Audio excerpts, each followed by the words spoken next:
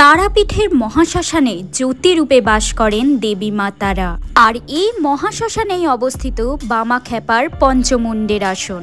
এই জায়গায় এসে একটু তাকাতে হবে দেবীর রূপ বর্ণনায়। তার মাথাতেও দেখেছি পঞ্চমুণ্ডের সমাহার, কিন্তু এই পঞ্চমুণ্ডের আসন আলাদা।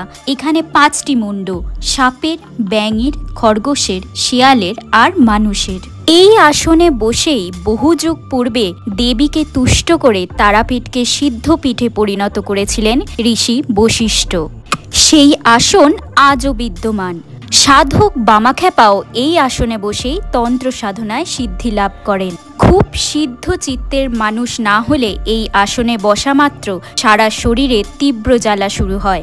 সেই জ্বালায় উন্মাদ হয়ে যায় মানুষ। অশুচি চিত্তে আসনে যেই বসে সেই শাস্তি পায়। সব দিক থেকে দেখলে তারাপীঠের এই স্থান সবচেয়ে জাগ্রত ও রহস্যময়।